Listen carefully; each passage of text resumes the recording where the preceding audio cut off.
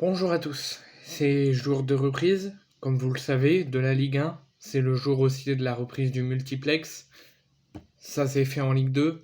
Aujourd'hui, c'était le retour du multiplex de Ligue 1 avec plusieurs affiches, dont Nantes-Toulouse, le remake de la dernière finale de la Coupe de France la saison dernière, Monaco-Clermont, et un autre match que je me souviens plus. Monaco a battu Clermont 4-2 à Clermont, stade Gabriel Montpied totalement en travaux. Montpellier, le dernier match à la Mosson contre le Havre, match nul à la surprise générale. Le Havre mené à la mi-temps et Nantes s'impose contre Toulouse. Toulouse s'impose contre Nantes juste avant d'affronter le Paris Saint-Germain le week-end prochain. L'AS Monaco donc a débuté sa saison 2023-2024 à Clermont par une victoire prolifique dans un match prolifique. Montpellier a été tenu en échec 2 buts partout par le Havre malgré un doublé en 1 minute 30 d'Akor Adams, la dernière recrue de Montpellier cet été, tandis que Toulouse s'est offert un succès prolifique et étriqué à Nantes avec malheureusement la grave blessure côté nantais d'Alban Lafont qui est sorti avec son état de santé très inquiétant sur civière. Et son équipe s'est inclinée 2-1 avec notamment un but d'Abouklal et un autre que je ne me souviens plus. Pour le plus grand bonheur des passionnés du football français, la Ligue 1 a repris ses droits et a repris son service ce week-end, depuis vendredi, depuis Nice-Lille. La Ligue 1 a repris ce week-end donc avec les matchs nuls de Nice 1 partout contre Lille et de Paris 0-0 contre Lorient, ainsi que les victoires de l'OM contre Reims et la victoire de Brest sensationnelle contre Lens 3-2. Et aujourd'hui, comme je vous l'ai dit, c'était le retour du traditionnel multiplex de cette première journée de Ligue 1. Seules 3 rencontres étaient au jour aujourd'hui. Clermont-Monaco, donc j'ai oublié de vous dire, le championnat passe à 18 équipes. Clermont-Monaco, Montpellier-Le Havre et Nantes-Toulouse étaient prévus cet après-midi à 15h en multiplex sur Prime Video.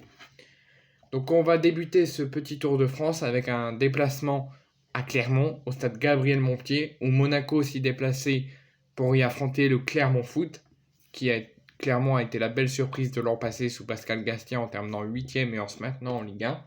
Côté Monaco, donc côté le club du Rocher, Monaco concède rapidement, dès le début du match, l'ouverture du score, mais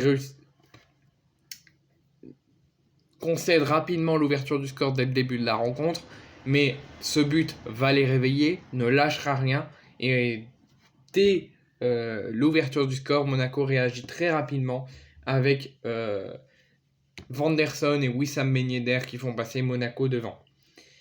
Ben Yedder a été titulaire malgré sa mise en examen suite à des accusations de viol et d'agression sexuelle. L'international français redonne encore une fois l'avantage aux siens après l'égalisation de Clermont signé Mohamed Cham. Et Akliouche, le jeune Akliouche d'à peine 17 ans, creuse l'écart dans les derniers instants pour confirmer le succès monégasque, 4-2 avec des monégasques un tout petit peu bousculés. Mais on a vu un beau match de football et un résultat satisfaisant pour le nouvel entraîneur qui a remplacé Philippe Clément, Adal Hutter. Maintenant, on quitte Clermont, on continue notre tour de France et on se rend au stade de la Mosson, à Montpellier, où Montpellier débute sans Eli Wahi, qui est bien là, bien présent, mais qui débute sur le banc, qui ne fait pas partie du 11 de départ, et qui reçoit le promu récent Havre, qui a remporté la Ligue 2 la saison dernière. Les visiteurs havrais se mettent tout de suite dedans, montrent qui sont promus, et qui peuvent créer des surprises.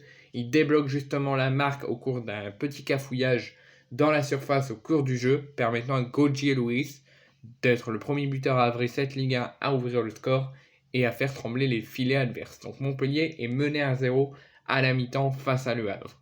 Au retour des vestiaires, Montpellier fait rentrer la recrue estivale Akor Adams, et c'est grâce à lui que Montpellier se met en forte difficulté. Les Havrais se montrent très transcendants